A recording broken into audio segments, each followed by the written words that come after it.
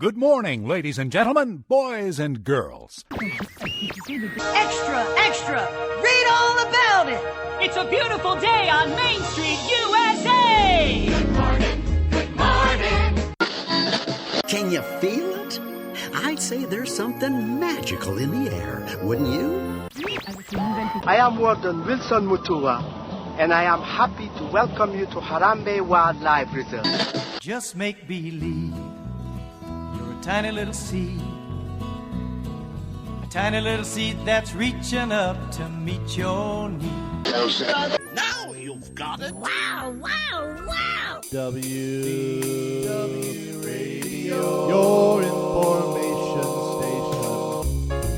station. We've all had those days in the Disney parks where the excitement is high, but our feet, our legs, and maybe even our backs say something very different. And if you've ever felt worn out way too early in the day, or just wished you had a little bit more energy to enjoy those late night moments, this episode is for you because I'm joined by Dr. Stephen Kabibi to talk about some practical tips to help you feel better all day at Walt Disney World. These are not intense workouts or complicated plans. They are some simple, everyday habits that you, everybody in your family, can use before and during your trip to help you feel more comfortable, move with more ease, and honestly enjoy more of the magic. So whether you're planning your first trip or your 50th, let's talk about how you can feel your best from morning to night in the most magical place on earth. Hello, my friend, and welcome to WDW Radio, your guide to Disney parks and experiences around the world. I am Lou Mongello, and this is show number 848. And whether it's your first time listening or you've been with me since the very beginning 20 years ago, welcome back and welcome home. Before we get started, please don't forget to be part of the community and conversation over in the Clubhouse over at www.radio.com/clubhouse. Connect with me on social. I am at Lou Mongello on Instagram, Facebook, and LinkedIn. Join me this and every Wednesday night at 7:30 p.m. Eastern on Facebook and YouTube for WDW Radio Live. And to make sure you don't miss a thing, please subscribe to my free weekly email newsletter and updates over at www.radio.com/newsletter. And when you do, I will send you a free gift. And make sure you head over to my Instagram over at instagram.com/Lou Mongello this week because I have a huge Disney Destiny prize package giveaway. And when you're ready to book your vacation on the Disney Destiny or to Walt Disney World, and after this week's show, I promise you're going to feel better when you do, please go and visit my friends over at mousefantravel.com. They have completely free expert planning from the team and people that I've relied on, not just for my family vacations, but who I trust for yours as well for more than 18 years. Visit them over at mousefantravel.com. And if you like the show, and I hope that you do, please rate, review, and more importantly, please help spread the word and share it with a friend. So sit back, relax, and enjoy this week's episode of the WDW Radio Show.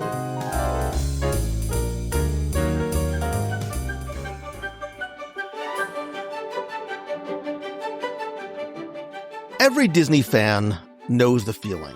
The sore feet, the tired back, the pure feeling of absolute exhaustion, and it's halfway through what is supposed to be like the magical day in the parks, and the long days and sometimes long vacations that end with the thought, I need a vacation from my vacation to Disney World.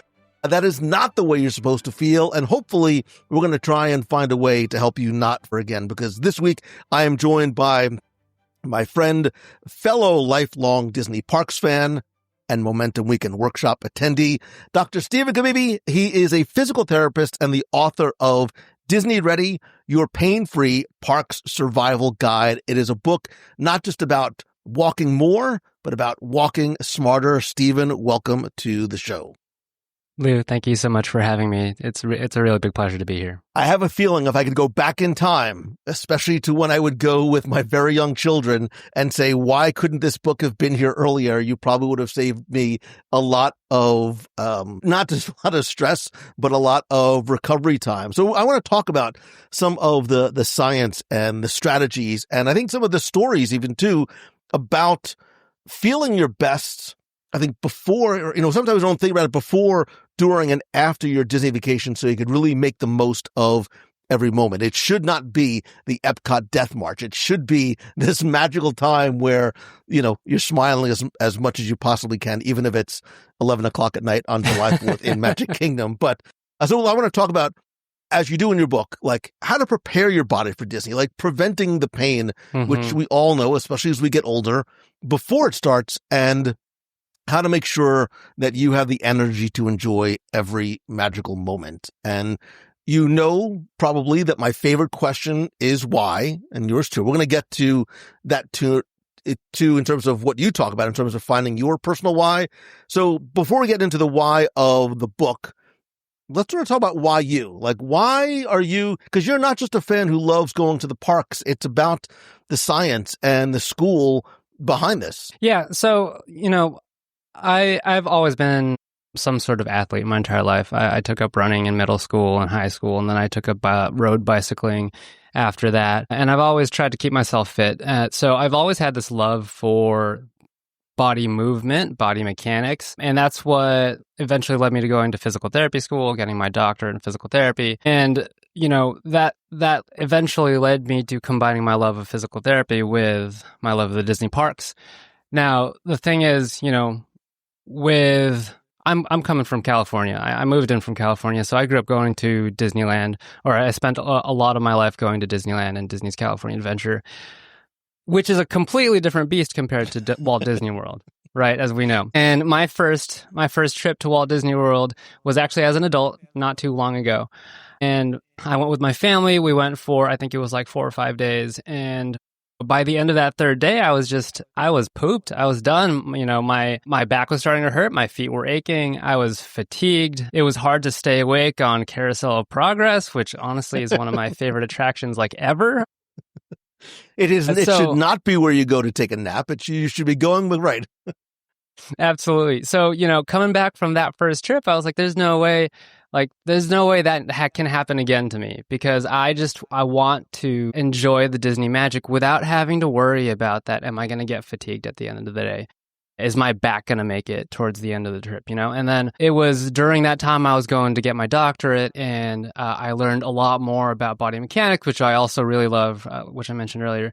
But then I started to combine those two together, and I realized, hey, the more I go to Disney, the more I can experiment with ways to move with less effort, move a lot easier, but also move with less pain. And I took all of everything I learned, and I thought, hey, look, no one needs to go through Disney in pain. So let's share this information. Let's share the wealth. So that's what brings me today. Right. And you're coming from somebody who is, as you said, you are, a self-admitted athlete. This may come as a shock to you. Not everybody who goes to Disney is in that same, I'm pointing to myself, that same type of prime physical condition. And, we all have different backgrounds, different body shapes and masses, and sometimes we're carrying a variety of different things, not just, I was going to say a little fanny pack, but nobody carries fanny packs anymore, but crossbody bag, I can't even do that. It's funny because you, in the book, you talk about it, like seriously, you compare the Disney park days to endurance events, and they really kind of are. I think people don't realize, especially here in Walt Disney World, and this number might even be somewhat outdated, it might even be more now. I remember the stat from my trivia book days that the average Walt Disney World guest walks 9 miles on a day. And that's a lot. Like, you're putting a lot on your body in an average day, because I have a feeling, other than maybe you, not everybody is walking. I speak for myself. I am not walking 9 miles a day. Yeah, it's kind of crazy when you think about it. And you're absolutely right. I think the numbers right now can equate to something between, 15 and 25,000 steps a day. And if you were to take a poll of people on Facebook, I mean, some people will say they've walked, over 30,000 steps in a day. And you can't forget that the Run Disney race season at Walt Disney World had just started a couple of weeks ago. There are people that run the half marathon, and then they go to Dopey and they run the entire marathon, and then they spend the rest of the day at the parks until park close. They're getting like 50,000 steps, Lou. So it's crazy how much you walk without thinking it, but like Disney does that. They get you caught in the magic, and it's amazing. But at the same time, at the end of the day, you start to feel it if you're not ready. Now, I will say, just because you're an athlete and just because you have that background doesn't necessarily mean your body's really adapted to being able to walk all day. Like I said earlier, my first trip to Disney World, I wasn't immune to how I felt at the end of the day, right? And just because I'm used to running, 15, 20 miles a week doesn't necessarily mean my body's also adapted to walking and standing that much, 8 to 12 hours a day. It's a whole different ballgame. So that just points to how much more important it is to find ways to physically prep for your Disney World trip, but also have strategies to save that energy, recover, right? Which I think is what, we sort of think about closing the barn door after all the horses have left, right? We don't think about what to do beforehand because, look, people who do run Disney and endurance events, they train for them, right? But nobody really trains for, and I sort of hate to use that word because I think it might throw some people off or sort of scare some, but you don't train to go to a Disney park, which I think is a unique experience in terms of just how much walking we do, and walking we do with backpacks and strollers and souvenirs and diaper bags and kids in our arm. Like, it is a legit workout that sometimes we are not, forget mentally, we'll talk about mentally too, but not physically prepared for. So, like, talk to me a little bit about this idea of starting to prepare for it, and how can we realistically do it, and when do we need? Look, we're all very busy, right? And the last thing we need to do is like, all right, kids, listen, Dad needs to go upstairs. We need to start working out for our trip to Disney World. Like, how do we realistically prepare, and then when should we start doing it? Yeah, that's a really good question, and that's a very popular question to ask. So I'm going to start first by saying, one, every human body, doesn't matter, what age you are, what build you are, every human body has the amazing ability to adapt to whatever stress that you put upon it. And when I say stress, I mean, it could be physical stress, it could be emotional stress, mental stress, psychological stress. I'm talking about physical stress mainly, right? Your body is able to go through a certain amount of stress, whether it be walking or standing, adapt to it, and then get better, and recover, and then get stronger. And then ideally, and the concept is, for example, if you walk 5,000 steps in a day, and then you allow your body to recover and adapt, you go to sleep that night, and you do it again the next day, and then you go to sleep that night, and you do it again the next day, and kind of rinse and repeat. In a week or two, your body is going to be able to walk 5,000 steps and feel a lot better afterwards, compared to if you were to first walk 5,000 steps and maybe feel a little bit of soreness in your feet. So your body, as long as, one, you give it the right amount of stress, and two, you give it enough time to recover, that's what allows your body to adapt and get better so that you can walk those 15, 20, 25,000 steps. Now, given the fact that your body is so amazing at adapting, right? You first, when you're trying to plan how to physically prep your body for Disney World, you need to determine your baseline. Whatever your baseline is, and your baseline is really easy to figure out, especially if you've got a smartphone and you keep it on you, or if you've got a smartwatch and it's on you all the time, because really all you need to do is track your walking steps per day, right? So take whatever your instrument is, whether it's your phone or your watch, track your steps over the course of 7 days. Take that running average and then, of course, divide it by 7. That way you get a more accurate measurement of what your daily step count is. And that's going to be your baseline to start. And from there, you're going to start increasing the amount of steps. I go through this in my book, but I like to increase the amount of steps per day over the course of a week. So, for example, if your starting average step count is about 5,000 steps a day, your goal is to hit 5,000 steps every other day of the week, and then see how you feel at the end of the day and the next day of each day that you're walking, right? So you're walking 5,000 steps on a Monday, you're not walking as much on a Tuesday, that way you can allow your body to recover. You're seeing how your body reacts and how your body feels. And then theoretically, if you're feeling good, you're not feeling sore, or you're not feeling any pain, on Wednesday, you'll walk another 5,000 steps. You'll do that again until you get to the end of the week. Again, reassessing how you're feeling.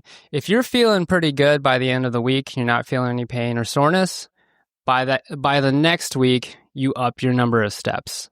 Okay, that's how you progress your daily step count, and eventually over time you'll get to 10,000, 12,000 steps, whatever that goal is. And of course, you're going to have to make sure that you make that goal before you start your planning, before you start your physical preparation. Now, if we're planning from a goal step count, say, for example, your goal step count is maybe 10 or 12,000 steps, you can kind of do the math. You can kind of do some backwards math and figure out how long it's going to take for you to start.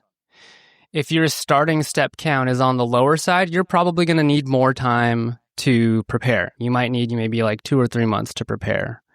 If your starting step count is already 8,000 or 9,000 steps a day, for example, you might not need that much time to prepare until your next Disney trip. You might need like a month, maybe even less, right?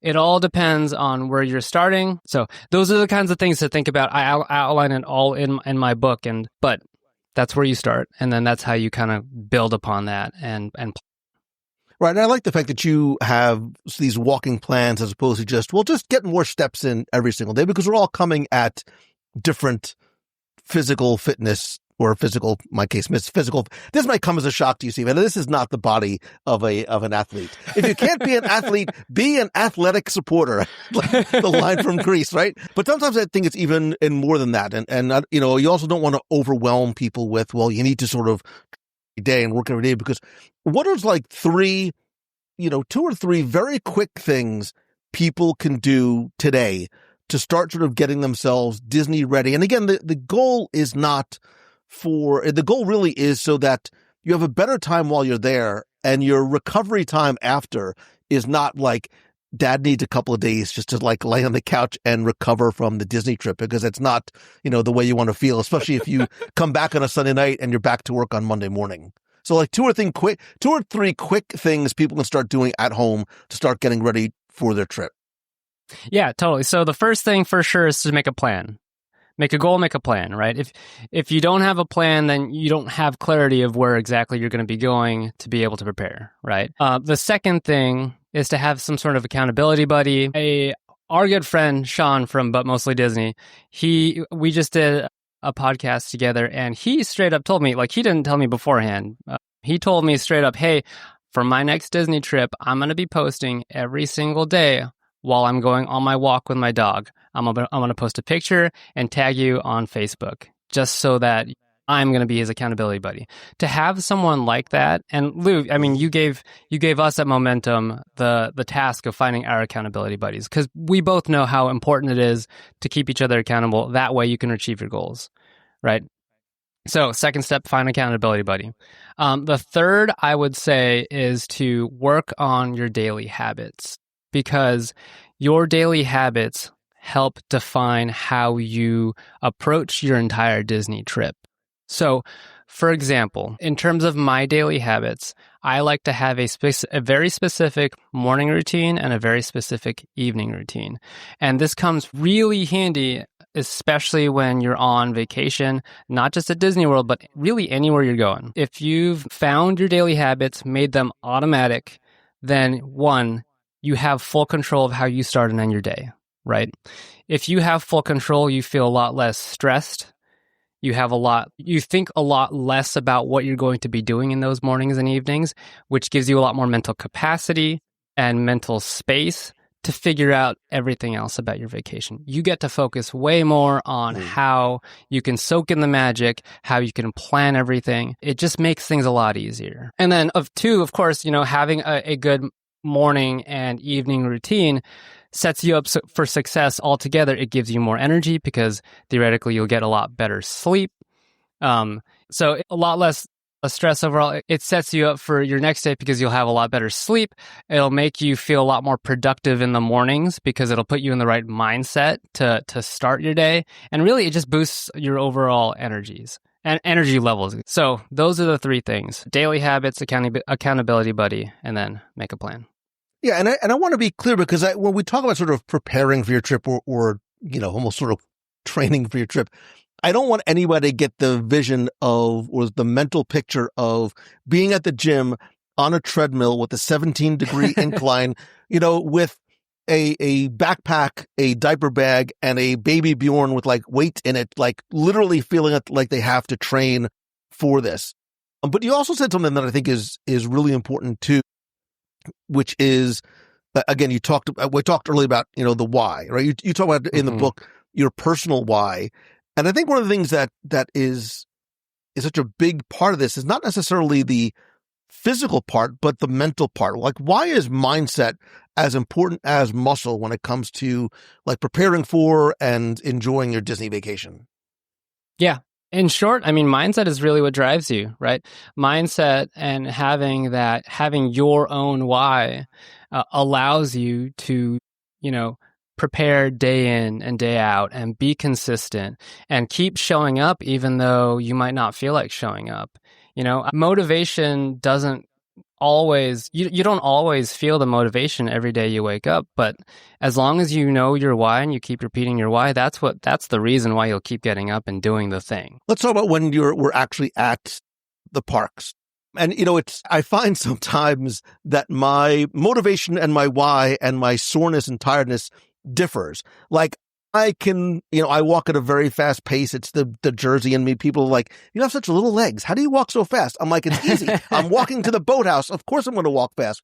Whereas at the end of the night, there is that, let's take a break. Why don't we just sit here for a minute and just take it? Like, I'm starting to say the things that my dad used to say when he got to my age. What are some of the best sort of quick tips you can give to people, like when they're in the parks, when it's, do we push on? Do we slow down? How do I deal with, soreness? And maybe even too, distinguishing between, well, I'm just a little tired, or wait a minute, like I'm in sort of real pain here, whether it's my knees, my ankles, my hips, my feet, whatever it is. Yeah. So there's a big difference between, a little bit of fatigue or some muscle soreness and some actual joint pain that's really crippling, that feels crippling, right? Muscle soreness usually is over that meaty portion of your body. So for example, the front of your thigh or your calf, right? Versus some sort of sharp joint pain, which is specifically more at a bony region where you get where your joints are. Now, if you're feeling some soreness, that's generally okay to walk through, depending on how much soreness you feel. In my book, I talk about something called the light system, which is a really great system to use to help listen to your body. That way you know when to slow down, when to keep going, or when to maybe take even a longer rest break or a rest day, right? Green light generally means you're feeling good, you're not feeling any soreness, you're not feeling any like fatigue. That tells you, okay, we can keep going, or you wake up and you feel the green light. Okay, we can walk a lot more today. I'm feeling good. Let's go. Yellow light. Okay, you wake up the next morning after a day at Disney and you're feeling some soreness over some muscles, maybe over the front of your thigh.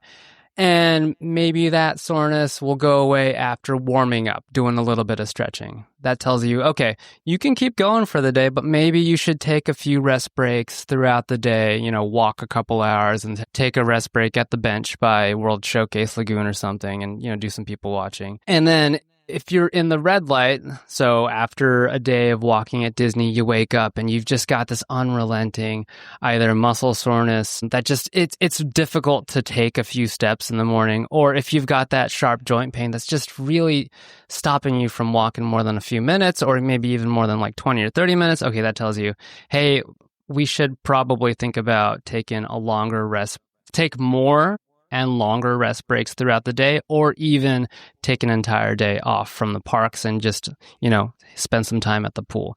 Now, that being said, with the light system, knowing how to utilize it also brings up the importance of practicing the light system long beforehand. So that's all part of the preparation process as well, which you can totally intertwine with a walking program.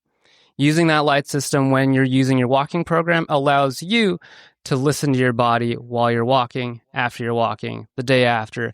That way you can make those quick decisions on the fly without having to really think deeply about it. And again, as I said earlier, clear up some mental space and some mental capacity so you can keep going with your day. So I want to talk about some of the common mistakes I think that people might make when they're at Disney, whether it's trying to push through, whether it's not preparing. And I think one of the things that stood out to me from the book is you talk about dehydration being one of the sort of the most common mistakes at Disney. Look, and it's hotter longer here in Orlando.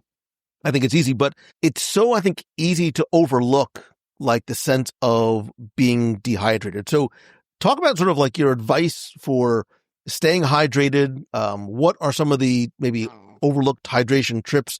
And what do you sort of recommend, not just drinking, but maybe even eating throughout the day to make sure you are hydrated and you are best sort of physically prepared to, endure the 19,000 steps?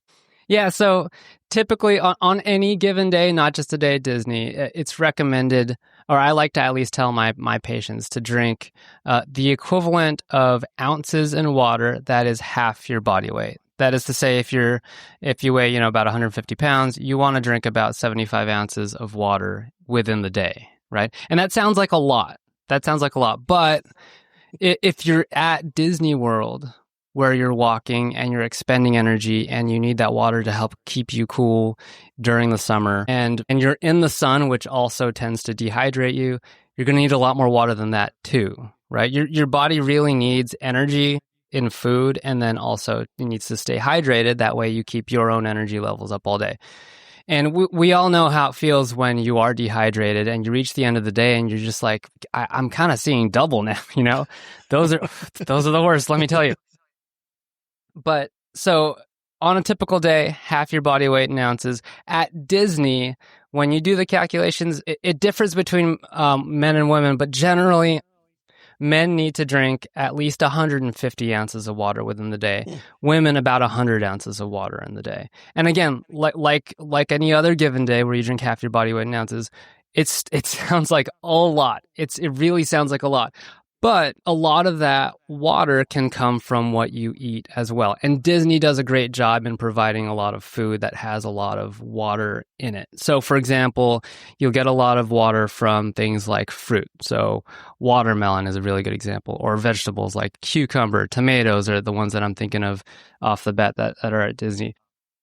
Honestly, a myth that often gets tossed up is coffee tends to dehydrate you. But actually, coffee is a really good way to stay hydrated as long as you limit the amount of sugar, cream that you put in that coffee. The more sugary your drink is, the more likely you are to get dehydrated. So that means like things like soda and those mixed cocktails that tend to be on the sweeter side at Disney will dehydrate you more than other drinks. But which doesn't mean drink more cocktails, just to be like... Just to be clear, exactly. Just to be clear.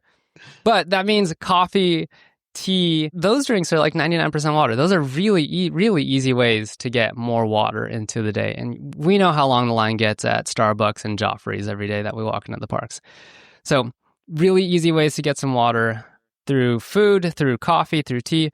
Also, I have a map on my website, fitforthemagic.com/WDW water. It is a map of all the water refill stations throughout the 4 parks and Disney Springs.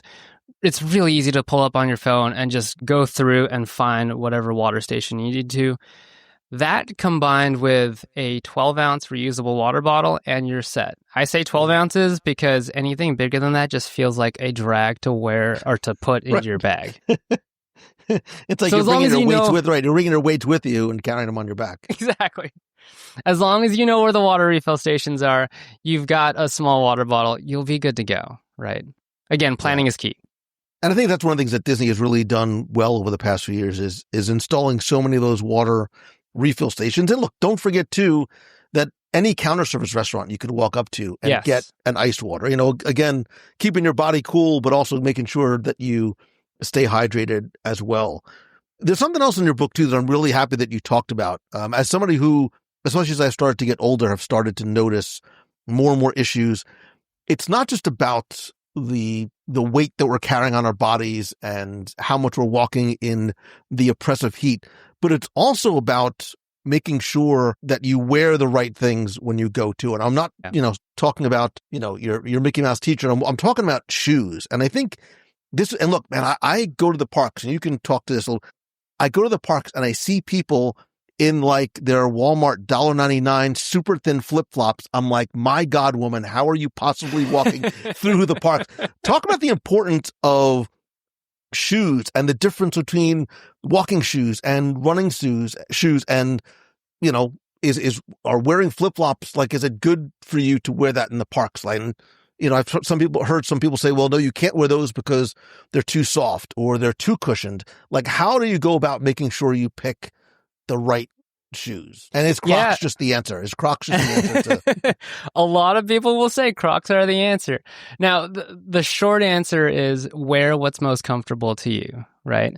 Wear what's most comfortable to you. When I was talking with Sean from But Mostly Disney the other night, he told me he wears flip-flops all the time. He wears flip-flops every day. He wears flip-flops when going to the store. He wears flip-flops at Disney all the time, and he feels completely fine. Now, that works for him because he's been wearing flip-flops for I don't know how long, but he's gotten to the point where, like I said earlier, your body is amazing at adapting to stressors. It's gotten to the point where his body has adapted to wearing those flip-flops to where he can just wear it all day and feel completely fine, right? Wear what's most comfortable to you. Now, in terms of shoe choice, running shoes versus walking shoes, really, it doesn't matter what you choose. There are differences between them because the way the body moves in walking and the way the body moves in running are very different. And shoe companies make their shoes so that they make your walking or running mechanics more efficient. So since the running and walking mechanics are different, the shoes for running and walking are going to be different to fit those types of mechanics, right? So, for example, a walking shoe won't have as much of a rocker bottom as a running shoe because in a running shoe, you're going to be propelling yourself a lot more often. Your calf is going to have to work a lot more to push yourself forward, right? So the running shoe is designed to help do that easier. So things like that. Running shoes tend to be more resilient in terms of how much stress you put on the shoe itself because you're pounding the pavement all the time for God knows how many miles. Versus walking shoes, theoretically not as much, right? But in the end, honestly, it doesn't really matter as long as it's comfortable to you. Now, would I suggest that you get a carbon-plated racing running shoe to use at the Disney parks? No, I don't think I would, because those are designed specifically for racing. And besides, those cost an arm and a leg, right? Would I suggest maybe getting, a nice pair of Asics running shoes that, that don't break the bank? Yeah, actually, that's what I tend to use when I go to the parks. And generally, when choosing shoes, there are some general rules to follow in terms of fit. So those are, you need room for your feet to wiggle. So the toe box or the front part of the shoe needs to be wide enough for that, so your toes can wiggle. You need it to be wide enough at the middle of your foot so that it doesn't feel too constricting. The back part of the shoe at the heel needs to be nice and cushioned around your heel to where it's snug but not too loose. You need to make sure that shoe it hugs your foot but isn't too big to where your ankles roll back and forth all the time. And then the last thing to think about in terms of fit for your shoe is you need around a thumb's width between the front of your toe and the inside of the tip of the shoe. Okay. Generally, those are the rules I look for when I'm finding my pair of shoes that's more comfy. And then on top of that, once you find a pair of shoes, and I highly suggest that you go to a specialized shoe store. It might be a specialized running store. That's totally fine. But if you go to one of those specialized shoe stores, there'll be a sales rep out there that knows a lot more about the shoes that they sell compared to if you go to a Sports Basement or another big name sporting goods store. And that way they can help you choose the right shoes for you. Make sure that you're trying on as many shoes as possible, walking in them in the store, and then once you find the right pair of shoes that you think works for you, make sure to break them in. Please spend at least a week or so, or maybe two, to break them in. The last thing you want is to find a pair of shoes that you think really works for you or looks really cute on your feet, only to walk at Disney and then have blisters at the end of the day. Yeah, and I know some shoes some stores like Fit to Run in Disney Springs have some of those devices where they'll help you and you stand on it and it sort of takes almost like a 3D image of your foot, and they're better able to help recommend what shoe, what brand, what type of shoe, or even what insole might be better for you, especially if you have things like knee pain or ankle pain or plantar fasciitis. Yeah, those are great tools to utilize for sure. And then if you combine those tools with the rules I said earlier, you're more than likely to find the right pair of shoes for you. Absolutely. Yeah. One of the things I like in the book too, Steve, but it's not, you don't just sort of tell people what to do, you show people what to do. There's a ton of color photos. And one of the things that you talk about in there too is even some of the little stretches and sort of little routines you can do before you go, and even while you're there, like in the park, like if you are taking a break, because yes, it's not just about all the miles that you are spending and walking from place to place, but even just as you're standing in line or taking a break, like I like the fact that you have some of these little things that people can sort of keep in the back of your mind, or even like what I love about the book is that it's like literally pocket size. Like you can bring it with you to the park. So if you are starting to feel something, say, hey, what is that stretch I need to do because I'm starting to feel tightness in my calves? Yeah, that's exactly why I made the book the way it is. It's that pocket size book that you can put in your crossbody bag. And put a Post-it on that particular chapter that has all those stretches. That way you can just reference it so easily. But in terms of stretching, yeah, I mean, your body needs a few things before you go on a full day of walking, right? It needs a proper warm-up. It needs some sort of stretch in the middle of the day to keep your body limber and prevent some of that stiffness from happening towards the end of the day. And it needs some sort of cool down to help your body not stiffen up as much, but also aid a little bit in that recovery process so that you can hit the parks again the next day. So in my book, like you said, I have a few stretches in there for each of those types of movements: the warm up, the middle of the day stretch, the cool down. And really all of it is designed to help decrease muscle stiffness and also decrease your risk of injury. It's designed to help give you more energy all day. And then it's also designed to have less fatigue towards the end of the day. And it's not just, it's not just Disney ready, right? This is for any type of vacation, really it sort of helps get you kind of life ready too. Stephen, I really wish you would have published this book a couple of years ago when I was on an Adventures by Disney with my family and my kids. A lot of what I love about the Adventures of Disney is you can sometimes choose your own adventure, and there are excursions you can do that are lighter, some are more medium. And of course, my kids are like, yes, let's do the 5-mile hike in Wyoming it felt like a 90-degree hill where I thought I was like, I'm going to die right here. But these are things that you can obviously implement into day-to-day life. What I like too is that you really make sure you address like families and multi-generational travelers so that kids can avoid that Disney crash, and grandma and grandpa or people who maybe aren't as mobile still want to be able to experience as much as possible. And sometimes it's not, grandpa, you got to hit the treadmill 6 months ahead of time. Like there are little adjustments families can make in their daily plans to reduce the physical stress, but still keep it fun and magical for everybody. Yeah, you're exactly right. No matter what age you are, there's something in this book that you can find, little tidbits here and there, little strategies here and there that'll help you throughout the day. And this book really was designed to give tips and try and cover everything that I could think of as a doctor of physical therapy, but everything that, the Disney Parks fan can think of in order to have that magical day with a lot less effort and a lot less pain. So yeah, again, I love that they're just little tidbits here and there. And, you might find one thing, you might find a lot of things in this book that work really well. And the way the book is designed and laid out is, you're right, you don't have to consume the whole thing all at once, but you might be able to pick little things out. And honestly, I think the book and sometimes our trips to Disney help sort of maybe change our approach to wellness in general. Like maybe, hey, I was exhausted on the last trip, or I felt bad because we couldn't do this thing. Maybe I do need to get myself in a little bit of better shape. This way, the next time we go to World or Land or on a cruise or Adventures by Disney or whatever it is, you can take some of these lessons. I think Disney is a powerful motivator for people to get healthier and get more active. Yeah, absolutely. I love that. And for a lot of people, I think that's their why as well, because Disney really does that. Disney does really do that. And I want to emphasize as well, yes, this book, there's plenty of pages in the book. There's 9 chapters, but really it's all about starting small. Right? It's all about starting small, figuring out what works best for you.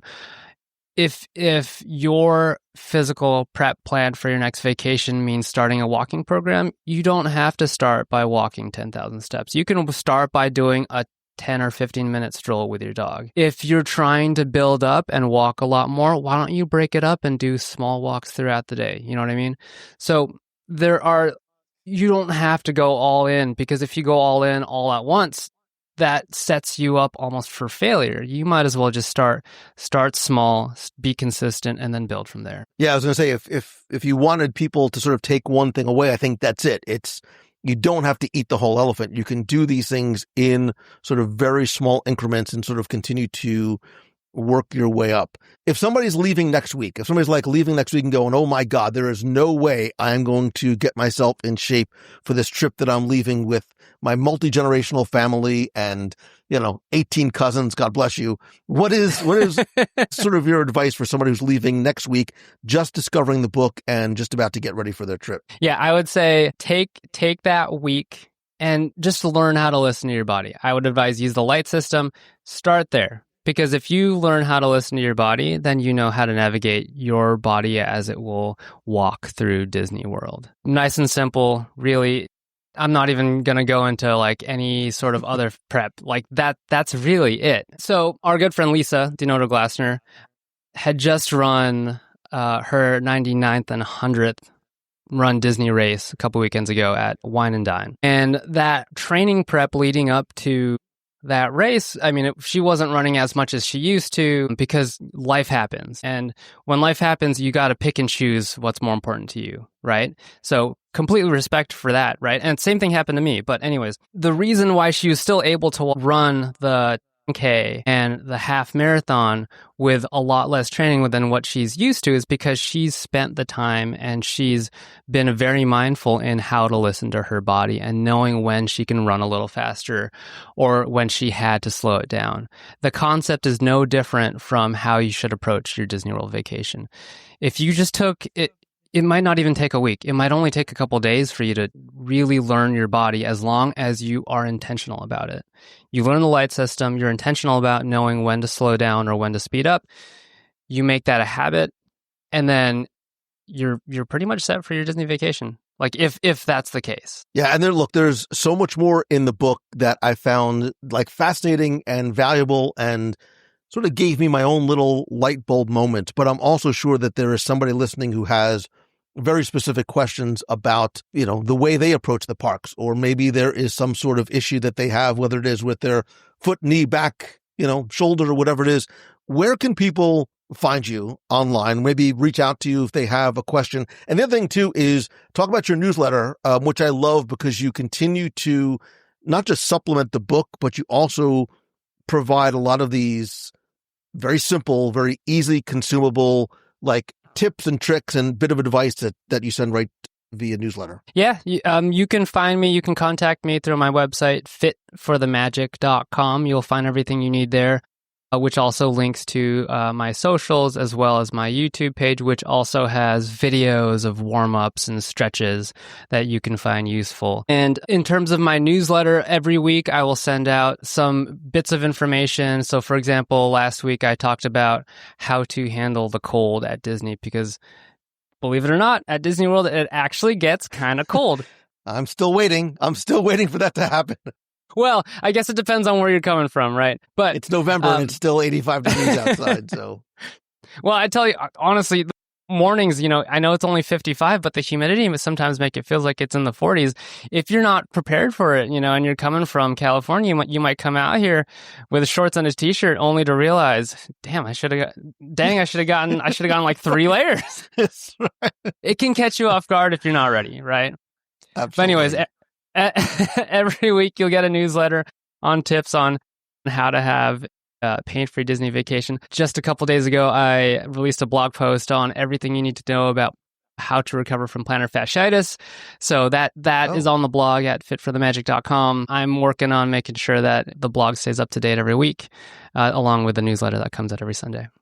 I am going to check out your most recent article as somebody who, again, not being an athlete, somehow I've developed that in my later years. But look, if you have ever ended a Disney day with aching feet or back and said, like, I love the magic, but man, my body does not. Hopefully our conversation gave you a little bit of information and insight and some of the tools to help change that. A huge thanks to my friend, Dr. Stephen Kabibi, for sharing a lot of these very practical, like based in science ways to make your next Disney trip more enjoyable, more pain-free, and more full of energy. You can find his book, Disney Ready, Your Pain-Free Park Survival Guide, on Lulu.com, on Amazon. I'll certainly link to his site as well. I'll also put all of your contact information and social in there. And as always, I'm sure Stephen would as well, love to hear from you.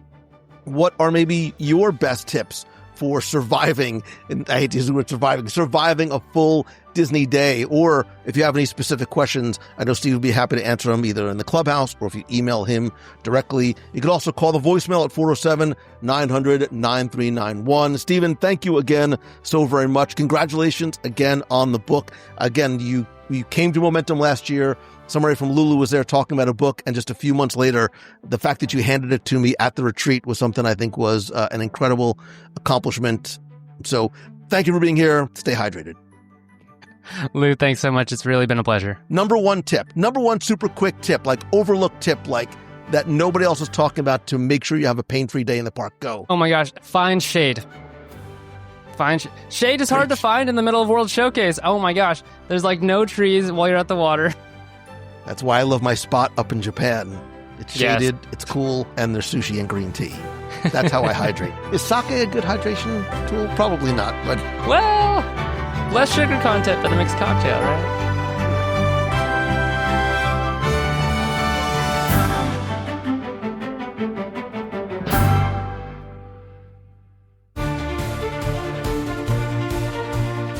It's time for our Walt Disney World Trivia Question of the Week, where you can test your knowledge of the history, sights, sounds, secrets, and stories of Disney and enter for a chance to win a Disney Prize package.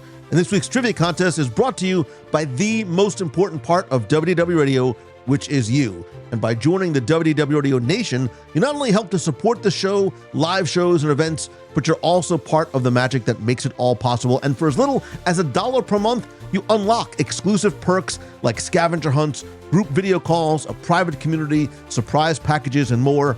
Even better, your support helps power our Dream Team project, which has raised more than $550,000 for Make-A-Wish to help children with life-threatening illnesses and their family visit a place that we love and appreciate so very much. Come be part of the magic and join us over at www.radio.com/support. I am incredibly grateful for your friendship and help and support, and I love being able to give back and say thank you each and every month. I want to quickly thank some new and longtime members, including Dee Dee, Ray Kastner, Courtney Albright, and Jeremy Stein. I appreciate all of you. Again, to find out more and join, you can visit www.radio.com/support. And now, before we get to this week's question, let's go back, review last week's, and select our winner. So back on show 846, I was talking to Todd Pierce about his book about the making of Mary Poppins. And your question was to tell me, in the Mary Poppins movie, what's the name of the bank where Mr. Banks works? Thanks to all of you who entered, got this one correct, and know that it is, of course, sing it with me, the Fidelity Fiduciary Bank. And as you recall, this old, very powerful London financial institution was run by Mr. Dawes Sr., played by Dick Van Dyke, and was also the setting for the very dramatic Tuppence scene with young Michael. Anyway, it took all the correct entries, randomly selected one. Last week, you were playing for a WDW Radio keychain, stickers, pin, and a mystery prize that I brought back from one of my adventures for you. And last week's winner, randomly selected, is Melody Alvarez. So Melody, congratulations. Your package is boxed and ready to ship out. And if you played last week and didn't win, that's okay, because here's your next chance to enter in this week's Disney Cruise Line Trivia Challenge. So every Disney Cruise Line ship has a godmother. It is part of maritime tradition. Susan Egan, the voice of Megara from Hercules, is the godmother of the Disney Destiny. Others include a member of the Disney family, Jennifer Hudson, and even all cast members. But there's only one Disney Cruise Line godmother that's a fictional character. Who is it? Who is it? And for bonus points, not that you get points, What ship is this character the godparent of? You have until Sunday, November 30th at 11:59 p.m. Eastern to go to www.radio.com, click on this week's podcast, use the form there, getting you to play for the keychain, the stickers, a pin, and a mystery prize that may or may not include some Disney Cruise Line exclusive goodies. So good luck and have fun.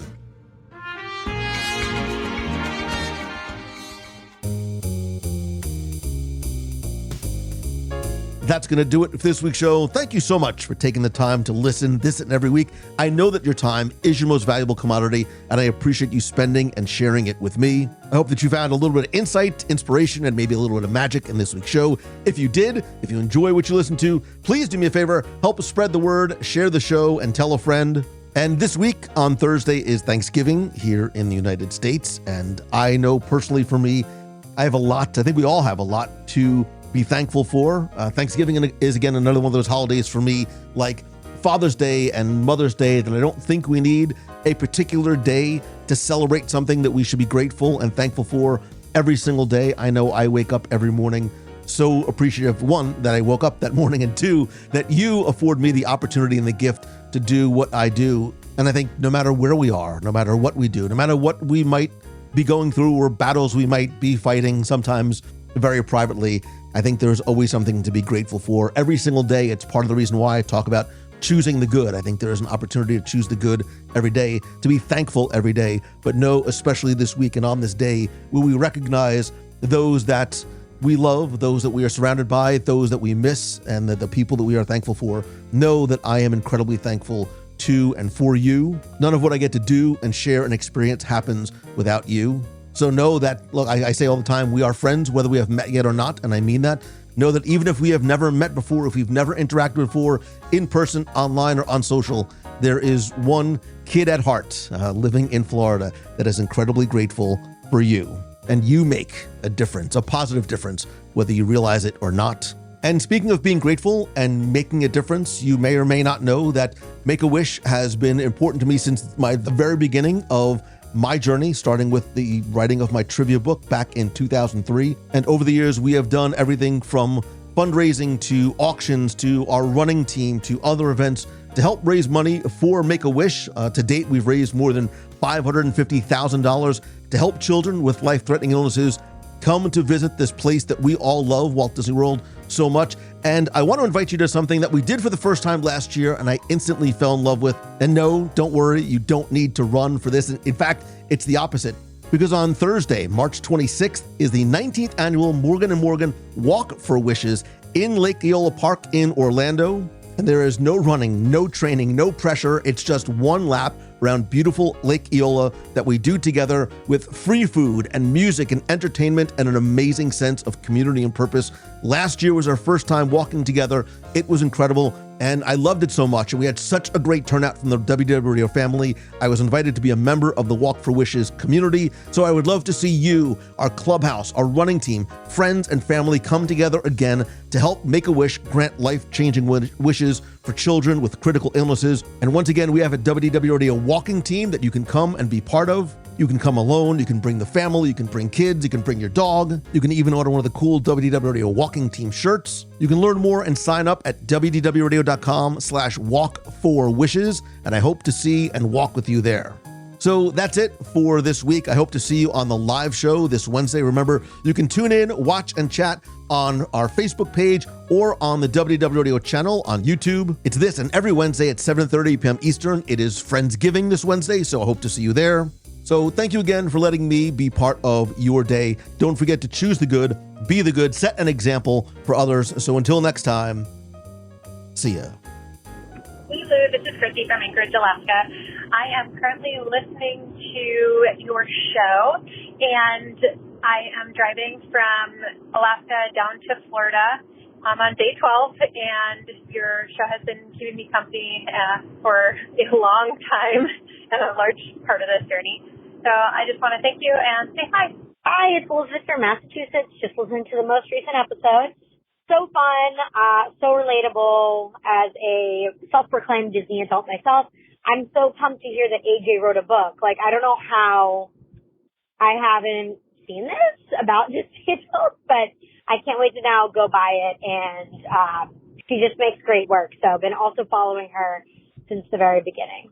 Yeah, I hope you're having an awesome trip. It sounds like everyone in the WDW family is like here, there, and everywhere when it comes to being abroad right now, which is so much fun. So I hope everyone is having a fabulous time. I'm just getting back from Disneyland, which every time I go back, I forget how much fun I love and how much I love it. Like, it's just, I love how manageable the park is, and like it has a different tone, but still feels just magical and amazing. So I just was running for the Run Disney weekend, my first time doing an event there. So congrats to all the other runners who completed any and all of the races that they did. It was a great weekend and great temperatures and all the awesome stuff that happened. So stay magical, be magical, and I'll talk to y'all real soon. Bye. Well, it sounds pretty good. In fact, that's just the right spirit.